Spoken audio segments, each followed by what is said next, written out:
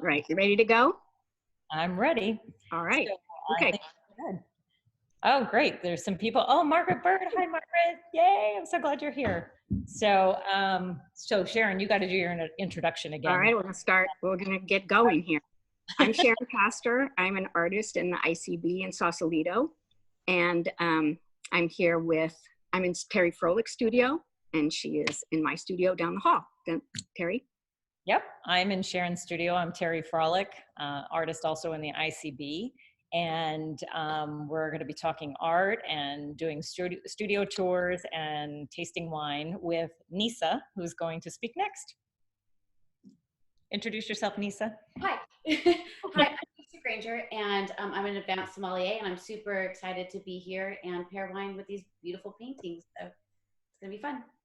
So, and we also have Laura Crouch, who is in Pennsylvania, who is monitoring our technology just to make sure that we're all on. But I just wanted to say a few words to welcome you, but also to explain kind of why we're here.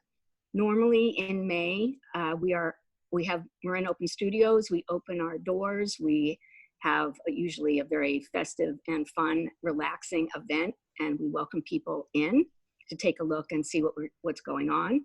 This year, obviously, that was canceled, and we were given this opportunity to maybe consider bringing people in virtually, which is what we're doing. And Terri and I thought it would be really great to sort of treat this as if it were a fun, festive event. And we both love wine.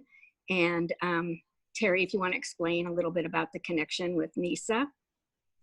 Sure. But I also wanted to introduce Laura. She's from Virginia. Oh, geez, Pennsylvania and Virginia.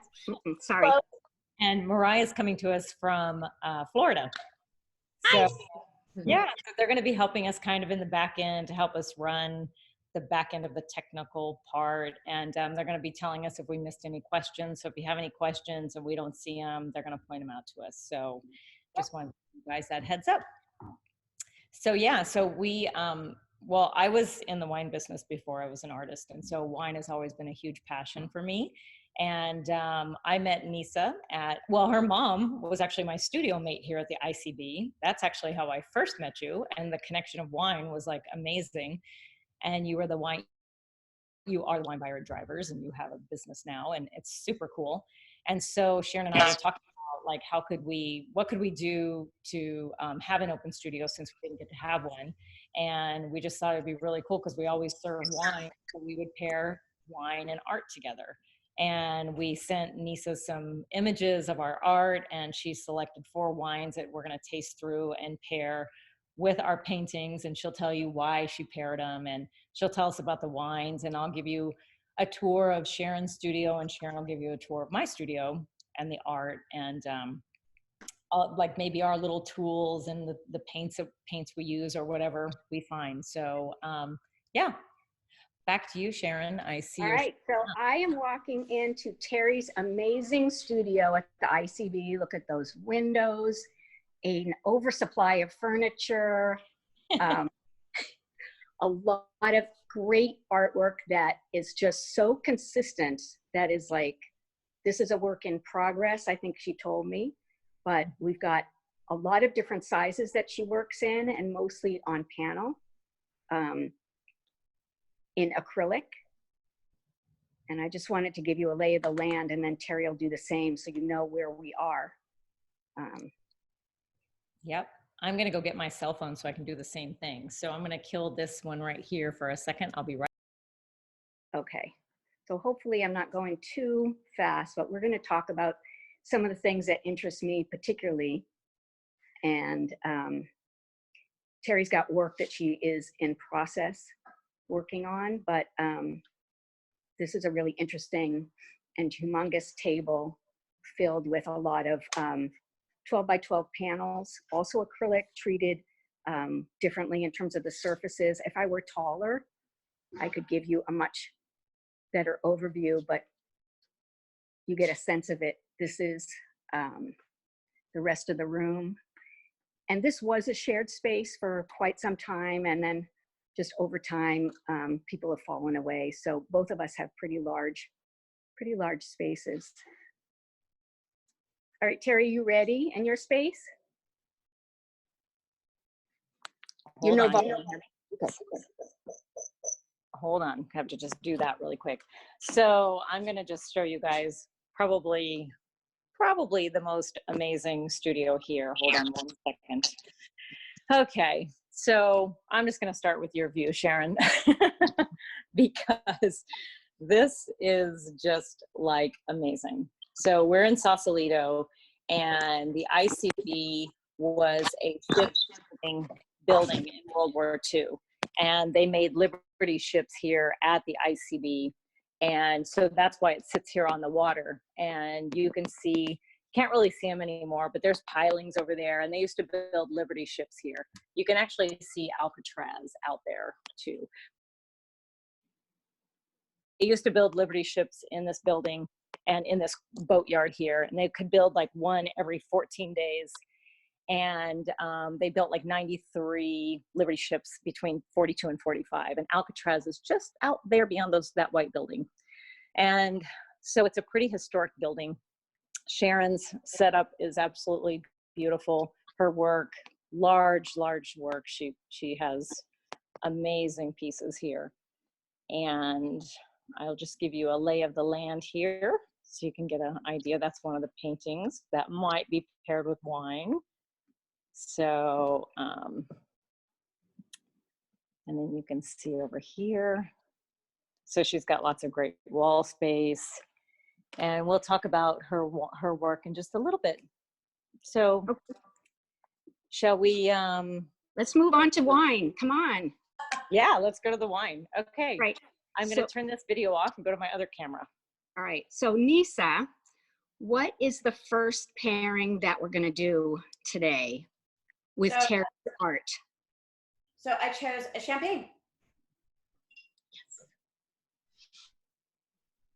So I chose I don't know if you can see it, a Frederick Savoir, and 100% Pinot Noir. And it has really nice, it's Pinot Noir is always really inviting. Whenever you have a bubble made of Pinot Noir, it's not as austere as one that's made from Chardonnay. And I feel like this really does have that kind of soft fruit that you would look for. It does have the, getting into expensive champagne, I always look for like a roasted oyster shell, and it's definitely there. I should probably drink some. And you've paired it with this piece, right? Yes. Well, look, I can't see the piece. Okay, I'm seeing myself. But yes, that is the piece that I paired it with. And the reason why I paired it, well, there's a lot of movement in that piece. There's a lot of flow from the bottom to the top, I feel.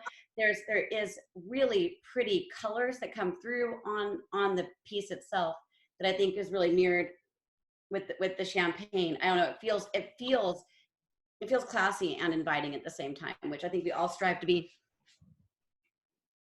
So yeah, and so yeah, I love this.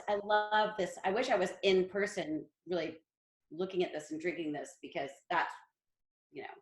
Well, I totally agree. I think that this is sort of an effervescent and really happy and just lively piece that sort of like sparkles as it goes from sort of the bottom to the top, and it just like pops your head off. And also, the one thing I have to say about Terri's colors is I think they are really unusual and super weird, but you put them together and they just like, whoa, they just kind of dance. So that's my commentary on that piece. The size of this one, Terri, is, I guess I could go over to the label, but anyway, yeah. It's pretty good size, but wow. 60 by 50. Very champagne-y. Okay. All right. So moving along, do you want to go to what you paired in my studio? Let me get my Terri? I should go back to my phone. I'm going to keep on my phone. Okay. Is there anything else we want to say about this? Well, maybe I should say a few more things about Terri's process. She's working on, as I said, she's working on panel, and she's layering up a lot of acrylic paints and then doing a lot of additional coating over it to give it that really delicious feel. Okay. So okay. Niesa. Hi. Okay. Wait, I think actually it was this piece is next, right? Yeah, that should be. Okay. And Sharon, is this piece called Sound of Silence? Yeah. Yep. Yep. Great. So the next wine we're going to pair is, I believe, a Pinot Gris. Yes, it's a Pinot Gris coming from California. From Jolie Lade is the producer, and it's actually made up in Sebastopol. And if you can see, it has a flesh to it. Pinot Gris is Pinot Grigio. Pinot Gris means gray, which means it's not actually a white wine grape. The skin of the grape has color. So you can leave the skins on for a couple hours and you can extract not just color, but you extract a lot of texture and you extract a lot of almost oil-like scents that you, and on the palate too. You're definitely gonna get a richer tone from it. So I felt like this had a very California feel to me. Like the painting itself had a very California water feel. I feel like there's salinity in the wine. I really enjoyed, like there's a little bit, like a hint of the blush in carried through, but really when you taste the wine, you get a real bright pop. It's well, let me taste it. Yeah, it's definitely got this beautiful, beautiful, light, bright fruit that I find absolutely charming in both the painting and the wine. This wine is really amazing. Really, really incredible. I actually just poured it on myself, so that's why I kind of stuttered there. That was Thank God it wasn't the red yet. Yeah, hopefully I'll have technical difficulties down then. I'll just give you some close-up views of this, because what I love about Sharon's work is just, well, you can say that the colors are just always so beautifully incorporated. And I mean, this hot pink that she just pops in these places, and this is to me kind of one of your signature things, Sharon, and I'll show it in another piece of work soon, which is a totally different aesthetic, but like the same language. And here's that hot pink, and I love when you drip this little blast of orange in there as well. Like your mark making and everything is just so amazing. And I find this to be so incredible. This would look so good in my house. Sharon. Thank you. The table. Right. So should we switch now and we'll go to the next pairing? Hey Yes. Sharon, we have a question for you. What? AF Studio would like to know, how do you decide when you want to do a figurative piece versus an abstract piece? They love them both. Oh, well, a lot of times I actually do bounce back from one to the other. So when I've done one, then I'm like, okay, what should I really just kind of, you don't want to bore yourself. I don't know. It's just a matter of like, sometimes you use a lot of color and then the next one you go calm. And then sometimes, you know, you go really thick and then the next one you want to go thin. And it's just, you are kind of playing off of the last piece. And sometimes there are areas that you just want to explore more. And I don't know, the figure, that's a whole nother topic for me, because it's just been a long kind of sideline kind of thing. But I do like to sort of keep going on all sorts of fronts. So there's really no rhyme or reason, just reacting to everything. Awesome, thank you. And one more, Mary wants to know if you could talk about what was going through your mind when you painted that last piece. Which one? That one, that Sound of Silence? Yeah. I had that size canvas I wanted to work, and I started and I just didn't know. But Terri, if you turn the camera to the right of you, I mean, out the window, I don't know if you can see it, but there's water. It's like so not creative, but there's the other side, like straight out there, there's land and water.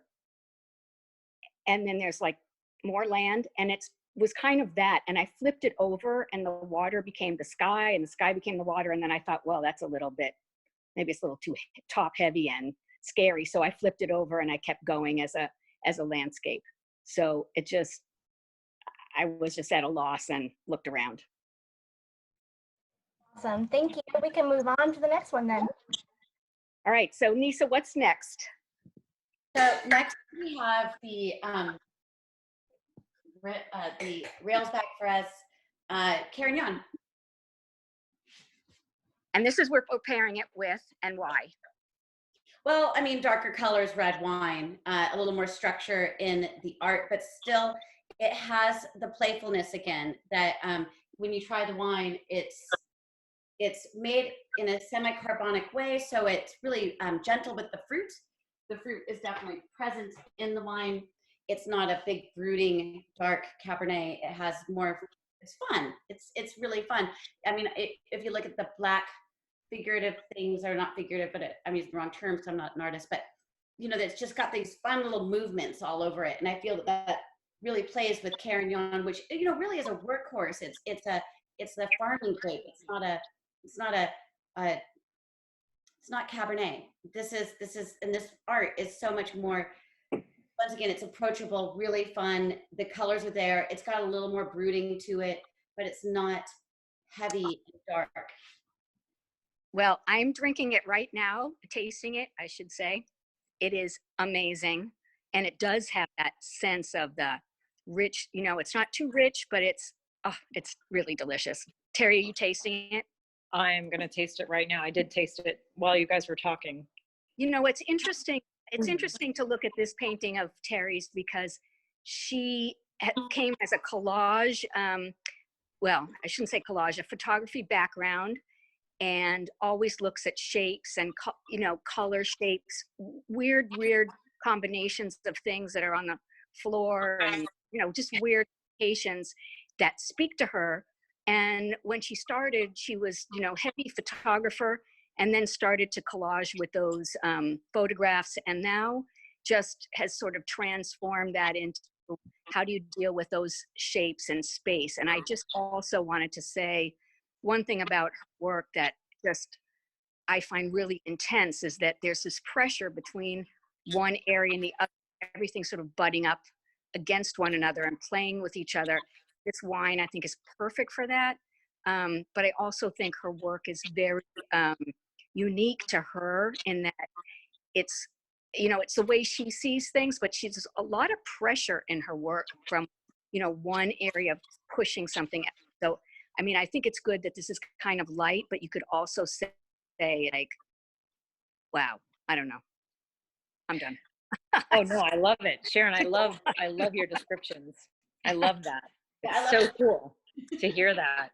And you know, this wine, I agree. This wine is like, even though it's a red wine, it's so drinkable, and it's like, it's got a nice licorice flavor, and you know, it's got like a lot of different components, like that piece of art. And I can see your pairings really well, Niesa. It's really cool. I did pair the wine with the art. Like, I thought about it. I didn't just, I'd make it work. I just really looked at what do these feel to me? Yeah, and you know what? I'm gonna bend down here and I'm gonna switch this around. And we forgot to talk about this label of this wine. Yeah, that would be the last one. Oh, we haven't gotten to that one. No, that's the Pinot Gris. Yeah. Didn't we do that one already? We already did, yeah. Did you talk about the label being the artist? No. So Scott always hires or commissions art from an artist every year, and he changes the label every year for a huge process in order so he can support different artists in order to bring a new, it's weird.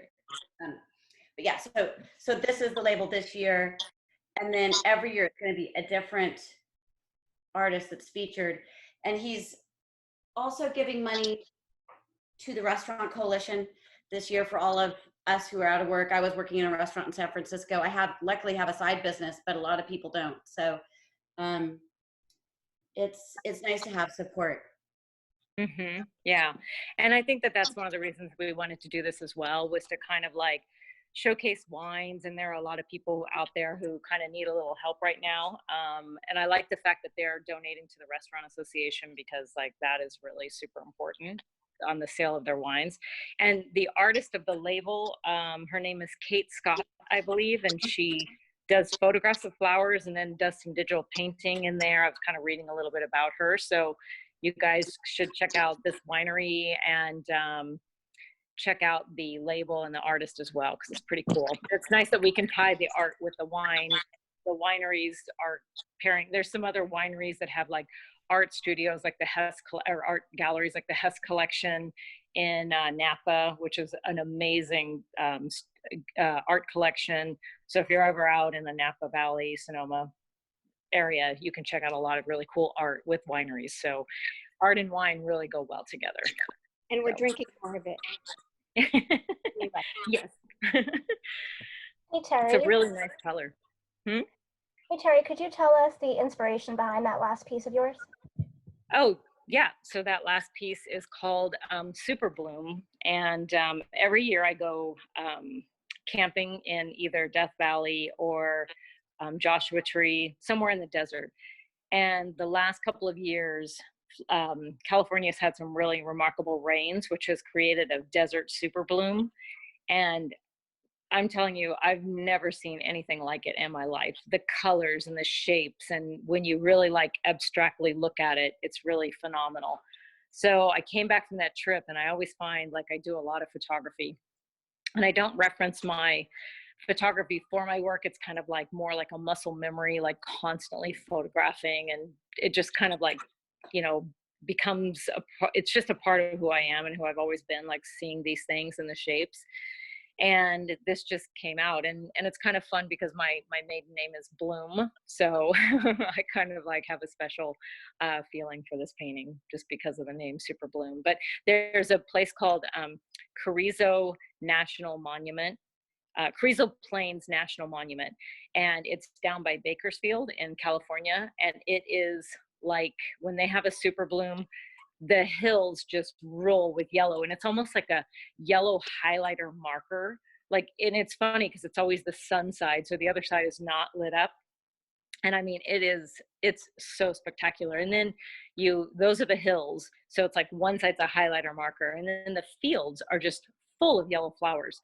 So you can just like stop your car and just wade through like these amazing fields of yellow, which is just absolutely phenomenal. So that's where that inspiration came from. I love that. Okay, so maybe we should switch now to our next wine. Yep. I think I have that one. Yeah, Niesa, this was diving in. Okay, so the next wine is Christine Vernet. Georges Vernet is synonymous with Condrieu, which is white wine grown, and it's a white wine area. It's an area you can only grow white wine. I'm not going to go deeper than that. So his daughter actually planted some Syrah in this area that it can only legally be known for white wine. So it's on, if you've ever heard of Côte Rôtie, it's really famous for Syrah. And this is right below, it bleeds into Condrieu. So when you smell this wine, I get so much of this roasted characteristic in it. It's got this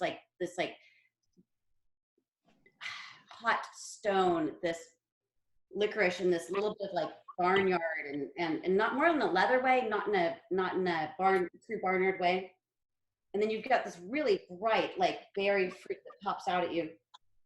So I felt with the painting, the colors of it were really, to me, represent how this tastes in my mouth, if that makes sense. It's kind of how I worked with all of this. So yeah, I love that. And here's the piece. And Sharon, what is the name of this piece? Diving in.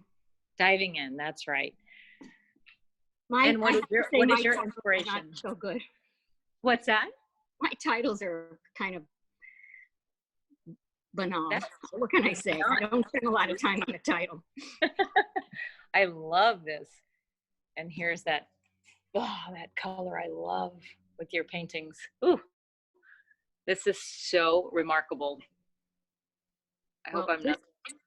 This one actually was a reaction to being sequestered all this time. It was just like all of a sudden, I think a lot of artists felt like they just needed to use a lot of color. It wasn't like a retrenching. It was just like, I just need to do this. And so that, I think that was a reaction, I think, you know, within the last month, just trying to get a lot of color on the canvas and just have some joy in that. It's absolutely stunning. I love that color. And Sharon, your sculptures too. That's amazing. They're hanging around.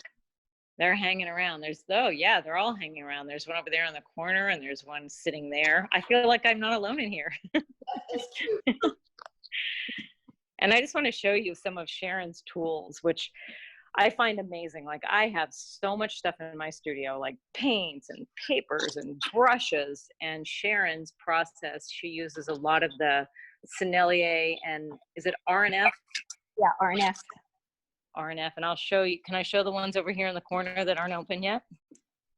Oh yeah, those are the Sommelier ones. I've been working on those and testing those out. They're very different, but I love them all. It's all great. Good to have things. The colors are amazing. And here's some of your rock paintings. Right? Mm-hmm. So beautiful. I'm going to show another one over here. Hey, Sharon, can I tell the story about your rock painting? Oh, yeah, go ahead. Okay, I'm going to switch my camera around. So I'm from a little small town in Illinois, in the Midwest, like middle of Illinois, near Springfield, Illinois, and my mom was having surgery. And we were at the Springfield Hospital, I think it was St. John's Memorial or St. John's. And I was with my brothers and sisters, and she was out of surgery and in the recovery room, and we're walking down the hallway, and I just came to like this dead stop, like complete dead stop. And they were like, what's wrong? And I go, oh my God, this is my friend Sharon's artwork. And they looked at it and they were like, yeah, right. Like, you'd really notice that. And I'm like, no, you guys, I'm not kidding. Let me show you the Instagram. So I pulled it up and I showed them this picture of Sharon's painting, and it was hanging upside down. And we were like, all 5 of us were standing there staring, like in a row, standing there, staring at this painting. And this nurse walks out of this door and she looked at the 5 of us and she looked at the painting and she goes, yeah, they say it's rocks. And I said, it is rocks. I swear to God, it's rocks. So a lot of times, like, people, they don't really sometimes get abstract artists. And I sometimes feel like it's something that I have to explain from time to time to people who my family or like other people who, you know, they maybe think they see something in there. They don't see something. They don't see it as rocks, but that's what we do. Right, Sharon? That's right. Let me just show, you cleaned up so well. Your paints, I can't find, I don't know what's here. What a big mess. That's my mad scientist box right there.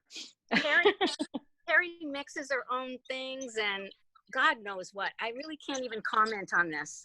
This is completely commentless. But I can go over and just sort of try to be a little bit taller and show you like all of this work going on. Sharon, you have such a huge inventory here. It's sad, but true. Yeah. No, I don't mean that like that. It's so great. Like, it's awesome. Oh, I love this. A friend of ours made this t-shirt for us. Katie Cohn, who said she couldn't get on this call. She couldn't. Oh, no. Oh, what a bummer. Well, we're going to try to post this recording somewhere, because I have a friend who's in London who it's 2 a.m. for her, and she's like, where can I watch this? So we're going to try to figure that out. This is the scope of Sharon's studio, and the windows are kind of blown out, so you can't really see the view, but you have amazing light in here. It's just incredible. Thank you. And so I love your little part system here. Like, this is so cool. Yeah, I need some. Mm-hmm. I'm just wondering if, you know, it's almost 5:30, and I promised people we would be done 5:30 to 5:45. If maybe, Laura, we could sort of go through just some of the images that you have that Terri gave you of our work that you can't really see. Let's do it. do well. So if you could just like rotate through, and if we have anything to say, we'll just say it. So You want to just look through these real quick again? yeah. Yeah, that's super nice that we just wanted you guys to see what, because I think it's important, like if you like the wines, like the bottle recognition, it's pretty cool. Great pictures, Niesa. Thanks for sending those. Yeah, that's my garden. You know, we all have our little victory garden going on right now. So we thought we'd put this presentation together because the lighting in my studio is not so great. Sharon's got better lighting, but these can help you just see them just a little bit better and see the sizes of them. Sharon, what I love about your work is like, you do have this language and everything, no matter if it's, oh, I forgot to show this. I'm just gonna pull my laptop over here. I'm gonna unplug it for a second. But when I was talking about that little brown area that you use, like in the other one, here it is again in these chairs. And you know what, Sharon, when we finish going through these paintings, I want you to just talk about this really quick. So, Okay.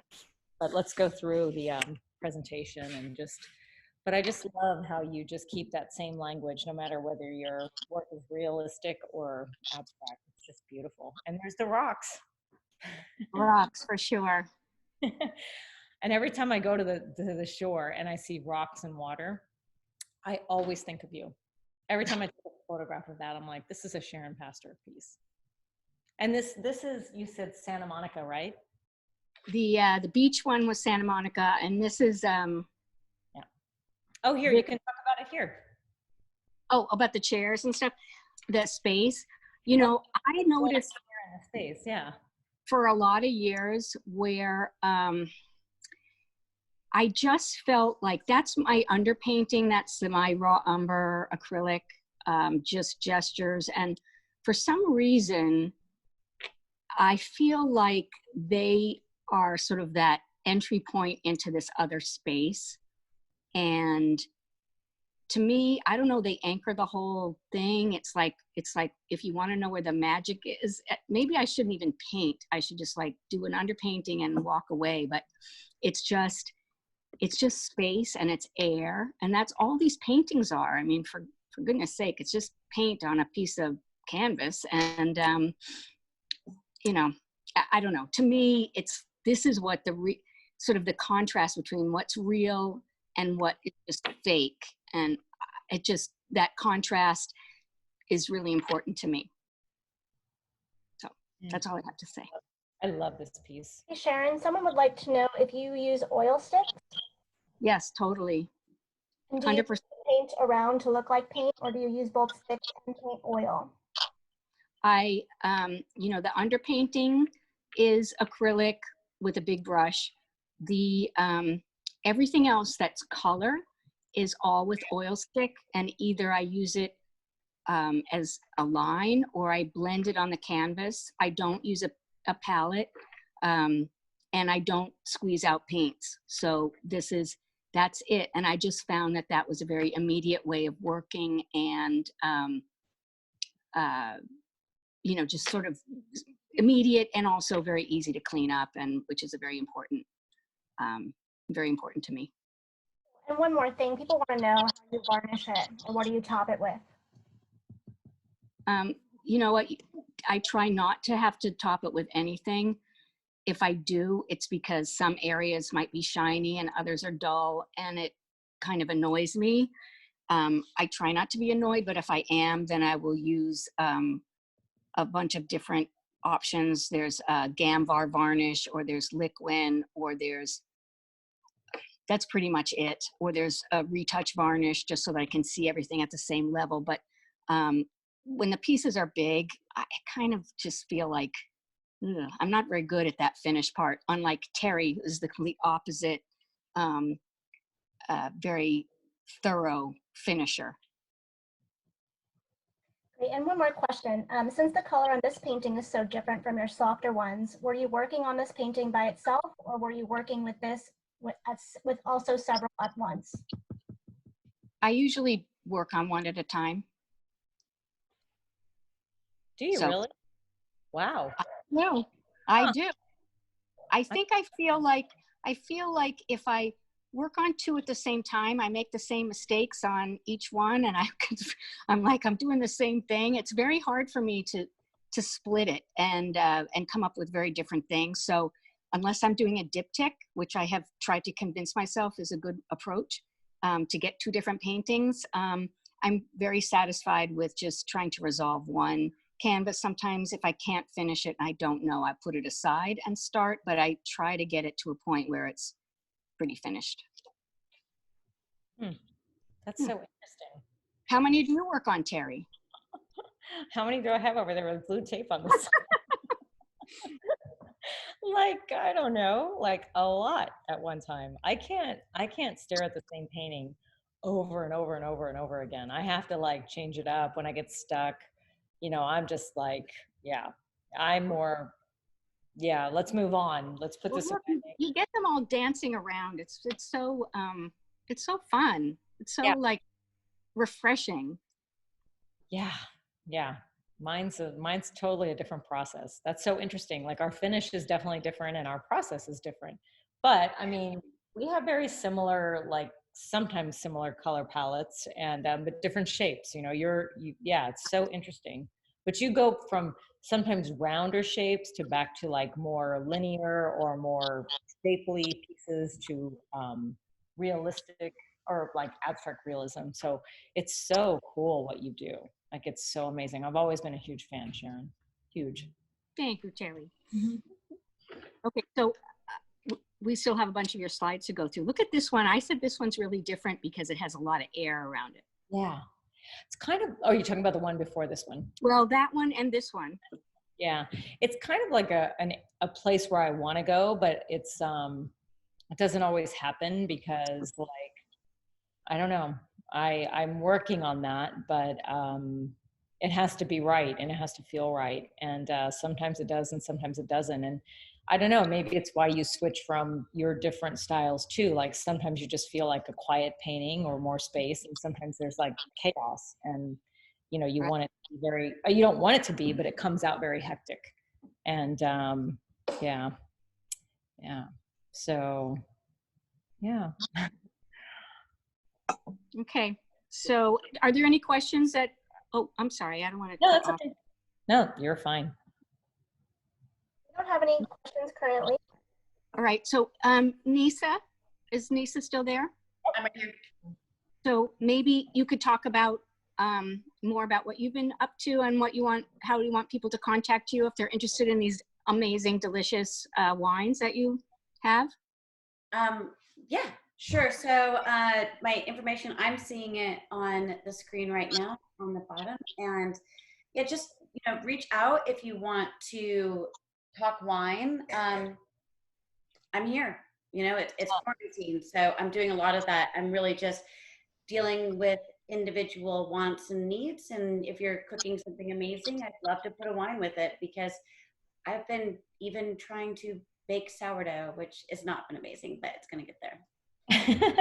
But Niesa, two things I have to just say, like, you're an advanced sommelier, and I don't know if anybody knows what that means, and the training, studying, tests that you have to go through to get that oh my God, this is a sommelier.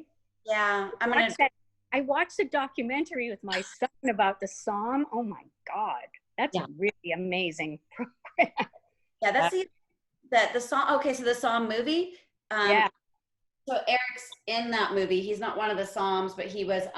He's definitely one of the people in the movie. And with the test they were studying for, I'm the level below.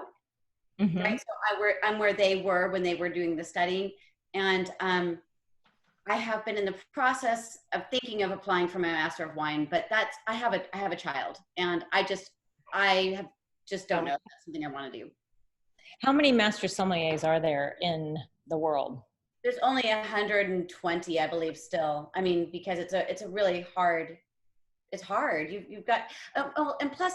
Global, you think global climate change is happening. They're always introducing new areas, new wines are being made. There's so much excitement, and actually now I've really gotten into natural wine, which is kind of against a lot of the grain of that old school would be. So I'm very into organic and biodynamic farming. In fact, today is a root day. So all of these funny things that go on with our magic witchy ways in this newer school of wine has been a little distracting from getting in fine tuning the more Cabernet old school way. So although I'm very well versed on champagne, because my heart is always there, and I feel like it reflects my mouth really enjoys those flavors. And Burgundy, I would have to defer to someone else for Bordeaux. You know. I'm with you. I'd pick champagne over Bordeaux. Yeah. You know, if you're gonna go deep, that's where I'm gonna go. I like it all. Come on, you guys. No, I do. I love it all. I love it all. But when I'm spending, you know, like the ones that I like, we're talking $500 to $700 a bottle. So you know what I mean? Like that, so that amount of money, like for me, I just would rather, I'd rather have a $150 bottle of champagne that rocks my world. All right. Definitely. Well, so we have a comment from Sue Waldman, and she's talking about like what we've done reminds her of the Bouquet des Arts, like where they, I think you're talking about at the De Young, when they pair like the floral arrangements with the art. And they do this, I think, once a year. And, you know, horticulturists or whatever, I'm not sure, ornamental horticulturists, maybe that's who they are, come in and they take a piece of art and they do like an amazing floral arrangement or natural, not fibers, but like natural things to make it look like the piece of art. And that is an amazing show. If you haven't seen it, I'd highly recommend that. Good point, Sue. Thank you. And I do think, I mean, Niesa really, she nailed it with these wines and this art. I mean, it's really was fun for us. Yeah. Great fun. We have to do this every year. What are we every year in person next time? Yeah. No pass. Anyway, thank you. I think, unless there are any other questions, Laura, do you see anything that we should be answering? Susan Lopez would love to see the painting by Sharon again, the diving in one. Sure. I'm going to take my laptop over there. This is not as easy as my phone. Oh yeah, it is. Too bad. Oops, wait, back up. There it is. Diving in. Susan, you got it. That's so beautiful, that color. Hey, Sharon, what is the size of this? It's 72 high by 60 wide. Wow. That is amazing. Beautiful. And I can get close. Yeah. Laptop. Yeah. Sharon, Just looking at that, we have one more question for you. Yeah. Nettie says, I've watched you paint at Artists at Work. The painting changed so much by the end of the day. Did you know where you were going at the beginning? No, never. Well, maybe occasionally. No, I don't know. I mean, sometimes, no. I think the point of, you know, it's interesting. I've been following a lot of artists now on Instagram who do sketchbooks. They prep their work. They plan things out. And I kind of understand it, but for me, the discovery is on the canvas and in the space and walking back and forth and looking at the work and reacting to it. And if I plan it out, I might as well be doing a commission for myself afterwards, because I feel like you can't be married to it. It's the process, and that's the important thing. So that's my answer. I don't ever know. And Terri, do you, same thing? Do you do sketchbooks? And I mean, I hate to say, I don't mean to diss them, but no, my sketchbooks are my photography. Like I'm just constantly recording with photography, and I don't do sketchbooks. I kind of wish I did, because I mean, there are some beautiful sketchbooks out there, and not necessarily sketchbooks, but just journals that people keep, and they're really gorgeous, and it's kind of a goal of mine. But exploring and photography for me. And a lot of my images come right from that little boatyard right there. Like there's so much rusted metals and junks and like so much amazing inspiration. Just a block from here, which is, that just inspires me and lights me up. Like I love it. Actually, Terri, can I say, like, all the things that you post very regularly, daily, all these different scenes that you capture, it's like, wow, how did she see that? That they're really, really inspiring to other people. So I completely just fall in love with whatever you see that I would never have paid attention to. So that's the point of it, right? The point. Yeah. The whole thing. Yeah, sometimes I feel like, oh, I don't know if anybody's getting tired of this, but it's just kind of like this thing that just, I see it and I'm just like, there's so much beauty out there in such small details. You know, like the other day, right over there was like a leaf sitting in the water and the curb was like painted this pink. And it's just like the colors just jump out, that little tiny section of this huge universe that we live in. And all of a sudden there's this like detail this big, and it just stops you in your tracks. You know, you're just like, you know, I gotta see that close up, you know, and it's so fascinating to me. Like there's this.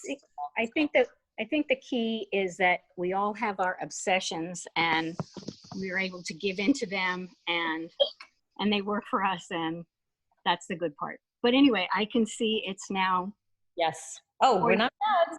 Promise. If there's no other questions, we're going to say goodbye and thank you for watching. And we are going to, I think, if it works, that Laura in Virginia has been able to record this, and at least we'll be able to see it later and see what we did. So you can pass that along and look at it again. But anyway, thank you, everybody, and particularly Niesa. Yes. Great job. Now, Terri and I obviously are in the building down the hall from each other.